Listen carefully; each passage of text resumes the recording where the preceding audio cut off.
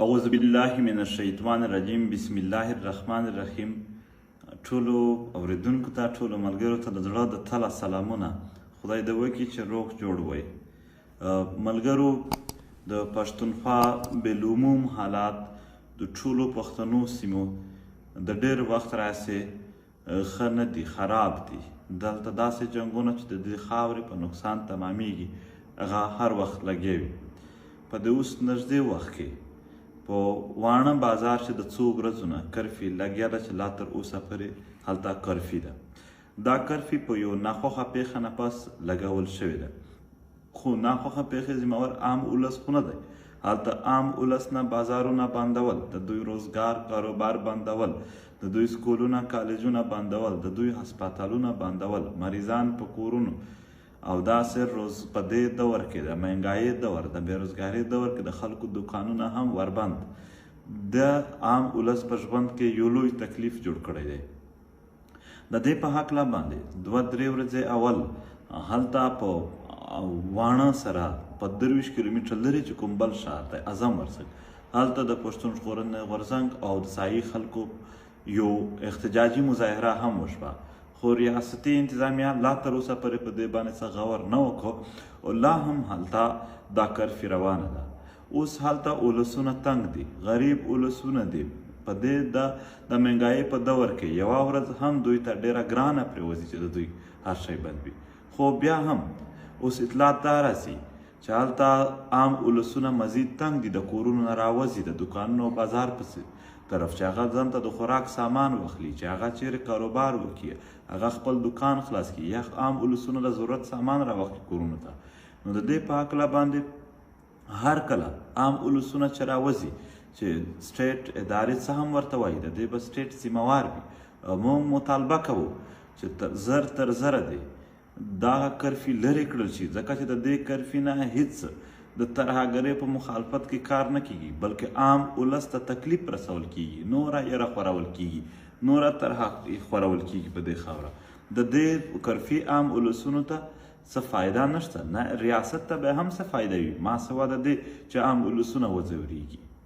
دلته هم په دغه علاقو نه لږ په فاصله کې که ګورې بیا هلته د قبایلي شخړه چې د زلیخیل او دوتاني په منځ کې ده، هغه هم په داسې حالاتو کې روانه ده چې دغه شخړه پخوا وه، بیا دلته تقریبا کال لا په دې نه لږ څه وخت کم په دې کې ریاستي انتظامیه د دواړو قبیلو په منځ کې دا معاهده د دواړو په رضامندي وشوله چې د مثل مطابق، مثل د قبایلي ځمکو ریکارډ ته وایي، په دې کې چې دا ځمکه د چا کیږي هغه ته د ریاست ته دلته فیصله وکړي، ریاستي انتظامیه چې کومه ده SCDC هغه د دا فیصله وکړي، هغه د وکړي.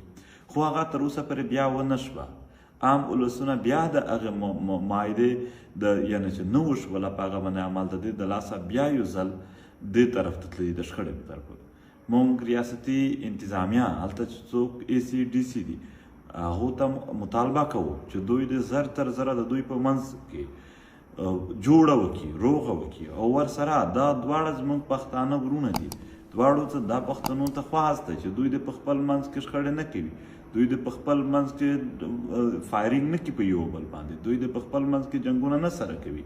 په دې باندې موږ ټول پښتون کام ځورېږو، ټول پښتون کام پریشانه کېږو، نو خپل ځانونه هم خپل ټول پښتون کام د دغې پریشانۍ نه وساتئ.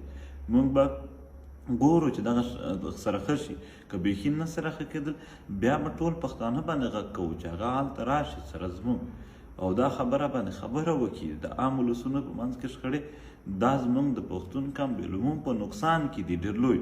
د دې نقصان نه خپله خاوره بچ کول، هر کله چې دلته څومره ولسونه پراته دي هغه د دې نه لاسونه روانسي، د جنګ نه بلکې ورورولي په طرف لاړ شي. څو چې ورورولي زیاتوي، څو چې مینه زیاتوي، په خپل منځ کې د یو بل سره انصاف زیات وي، تر هغې پورې به دا خبره مضبوطه وي. زموږ د خاورې کمزورتیا به په دې باندې موږ ورکوو. د دې نه علاوه که موږ ګورو په شوال رازین علاقه کې هم هلته کرفي ده، څو ورځې کېږي نه خو هغه ولسونه بهر ته راوتی شي، نه د دې خوا نه څوک ورتللی شي. نو هلته دا خوراک ډېر زیات کمی راغلی دی په علاقه کې. خبرونه راځي په څه طریقه باندې 1-2 کسان راوتلي وو چې په هلته په علاقه باندې تشدد کېږي، په خلک وهل کېږي، او ورسره په علاقه کې د خوراک سامان کم شوی دی. نو په دې هکله باندې موږ دلته څومره انتظامیه ده سویلي وزیرستان شمال ته مطالبه کوو چې دوی د زر تر زره په دې باندې یعنې د کرفي د لرې کړي. د دې په هکله پرون هم په ټانک کې د انتظامیه مخته د پی ټي ایم ځوانانو احتجاج کړی و، غږ یې پورته کړی و چې تاسو د دوی نه لرې کړئ دا کرفي، خو لا نه ده لرې شوې. نن ورځ هم په مکین کې زموږ هلته چې کوم ملګري شاه فیصل او نور هغو هلته هم غونډې کړي دي ولسونه. سبا هم په دې باندې خبره هلته غونډې کېږي، زموږ ملګري لګیا دي. موږ مطالبه کوو چې هغه ځای نه ده هم دغه چې څومره هم هلته جبر کېږي، ظلم کېږي، هغه د لرې کړل شي. عام ولسونه سره دا خاوره ته داسې نه دي راغلي. عام ولسونو سره وعده شوې وه چې دا کلیر علاقې دي، ځکه دوی خپل کورونو ته راغلل. په نارت وزیرستان کې ټارګېټ کیلینګ بلها زیات شوی دی او تر دې حده کیسه راغله چې په میرلي کې څو ورځې اول عام بازار کې فایرینګ وشو چې یو ماشوم او د هغه پلار پکې شهیدان شول، ورسره نور مزدور کاش خلک هغه زخمیان وو.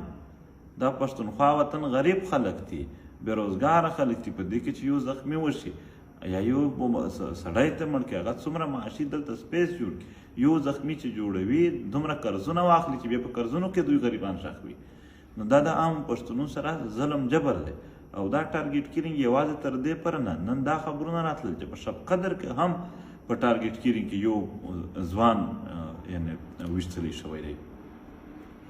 د پښتون خاوره باندې بالهم د ظلمونه او د جبر روان دی، په لرو بر کې روان دی. هم ټارګېټ کیلینګ، هم دماکې، هم عامو خلکو ځورونې دا روانې دي. د دې لپاره زموږ تحریک تل غږ پورته کړی دی او د دې غږ پورته کولو په عمل کې بلها د تحریک ملګري بندیان هم دي.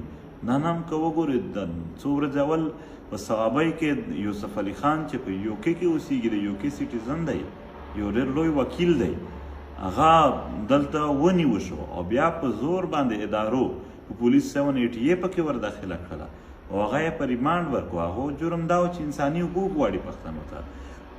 علي وزیر سره د کراچۍ د 15 ملګرو په کراچۍ کې په جیل کې پروت دی.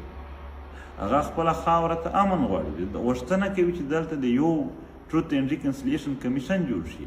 په ویس ابدال په چمن کې په داسې حال کې په یعنې هلته په جیل کې دی چې دلته یو پیښه شوې وه، ماشومان پکې شهیدان وو. په هغې نه پس صوبایي حکومت کمیټې جوړه کړه، مذاکرات وشول چې د اف آی آر به هم لرې کېږي، د ویس ابدال به هم خلاصېږي، ورسره به چې څومره هلته شهیدان شوي دي هغو ته به شهدا پیکج هم ورکړي کېږي. ویس ابدال لا هم په هغه جیل کې پروت دی. موږ هلته صوبایي حکومت ته دا مطالبه کوو چې دوی وعده کړې وه دوی دلته اوسېږي، د دې خاورې خلک دي، دوی د خپله وعده پوره کړي. او داسې زموږ ډېر تکړه ملګري حنیف پښتین او د ده سره فهیم هغه هم لا تر اوسه پرې په جیل کې دي. دغه ملګري دا ټول د دغې د خلاصولو مطالبه هم کوو، هم د دغې لپاره مبارزه هم کوو، د دې لپاره غږ هم پورته کوو. دغه د انساني حقوق د پښتنو ته د حقوق غوښتونکي خلک، د پښتنو په خاوره سوله غوښتونکي خلکو باندې جبر، دا یوازې د دې خاورې نه بلکې د ټولې دنیا د انسانانو لپاره د فکر وړ دی.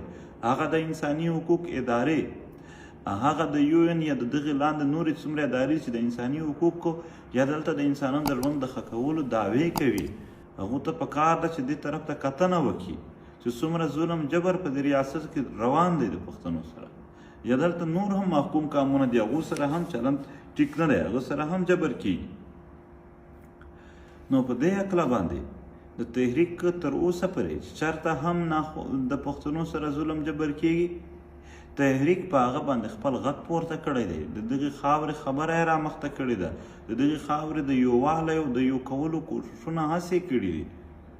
که د دوی د میسینګ پرسنز کیس دی، که د ټارګېټ کیلینګ کیس دی، که د دمکو، که د جنګ د بدامنۍ د دې نه راواخله، که د دوی په خاوره باندې دوی په خاوره قبضې شوي دي، په معدنیات دي، په یو دي، که بل دي، د جنګ په حالاتو کې یا د دوی په ډیورنډ لاین باندې څومره ګیټونو باندې کاروبارونه یا دې خوا چې څومره هم پښتنو ته تکلیف دی. بیا په ریاستي مرشندري کې د دوی یو پروفایلینګ شوی دی، کله تاڼه کې، کله بل ځای کې، کله چیکوس کې، د دوی سره زیاتی کړي. د دې په هکله باندې پی ټي ایم تل خپله مبارزه کړې ده او لا روانه ده. تر څو چې پښتانه ښه ژوند نه ولري تر هغې به پی ټي ایم خپله مبارزه کوي. پی ټي ایم په لر او بر وطن کې سوله ییز ژوند غواړي. دنیا ته هم دلته موجود ټول قوتونو ته خواست کوي، مطالبه کوي چې دلته د سوله ییز ژوند وي. ډېر جنګونه تیر شول په دې خبرې، بس هغه کافي و. نور د دا خاوره سوله ییزه وي، نور د دې خاوره باندې جنګ نه وي. دلته په سبا هم په ډي خان شي د جمعې په ورځ باندې د سهار نه تر ماسپښینه پورې مازدیګره پورې پاک نواز پارک کې یو درنه د میسینګ پرسنز لاپته افراد له درکه خلکو چې په هغه کې به د پی ټي ایم د بندیانو د دلته چې کومې کرفې دي نورې هم مسلې دغې خبره هم کېږي. داسې به دغه لړۍ په هر ښار کې پیلېږي. دا به په نورو ښارونو کې هم دلته د له درکه خلکو، دلته د ایکسټرا جوډیشل یعنې ماورای عدالت وژلي شوي پښتنو، دلته د نورو چې څومره د انصاف خبرې د دې خاورې، یا په دې خاوره باندې کورونه ړنګ دي، وطنونه ړنګ شوي دي، یا په دې خاوره باندې قبضې شوي دي د مدنیات یو شی بل چې په دې باندې د جنګ په جنګي خلکو قبضې کړي. د دې په هکله باندې به ځای پر ځای د پی ټي ایم دا علامتي د یوه ورځې درنې دا به اوس شروع شي. دا به هر اتوار ته په یو نه یو ځای کې لګیا وي. نو په دې هکله باندې هم ټولو پښتنو ته خواست دی چې هغې په دې کې ګډون زیات کوي، ځکه هم چې راتلونکی وخت ښه نه ښکارېږي. راتلونکی وخت داسې ښکاري چې لکه بیا دغې خاورې ته د جنګ کوششونه چې کېږي. نو په دې هکله که موږ د خپل قومي تحریکونو سره نه ودرېږو، دا به زموږ تر ټولو زیات کمعقلتوب وي. زموږ تر ټولو زیات هوښیارتوب دی چې خپل خلکو سره ودرېږو، د خپل قام سره ودرېږو، د مظلوم سره، د محکوم خلک دي د دوی سره ودرېږو، د دوی خبره وکړو، د دوی په خبره باندې زموږ په وس کې دومره ښکېدلی شي چې غږ ورته پورته کړو. نو خپل غږ خو چې پورته کړو، د دوی ته یو دلاسه خو وي. نو په دې حواله باندې هر کله چې هر عمل وي د دې خاورې د سوله ییز ژوند دپاره د ښه ژوند هغه به مونږ کوو. اوس هم چې کومې شخړې ما یادې کړلې د دغې د حل کولو دپاره هلته چې ځایي څومره د تحریک ملګري وي، مشران وي، د هغو سره زما هر وخت رابطې وي. کوم هم چې مناسب عمل په دې هکله باندې راځي په هغه کې یعنې موږ پوهېږو چې موږ خپل ولس ته څه نه څه فایده ورسولی شو، هغه به موږ د هغې مطابق اعلان کوو او هغې مطابق به عمل هم پرې کوو. خدای دې تاسو خوشحال لري، خدای مو په خیر شه. مننه، آباد اوسئ.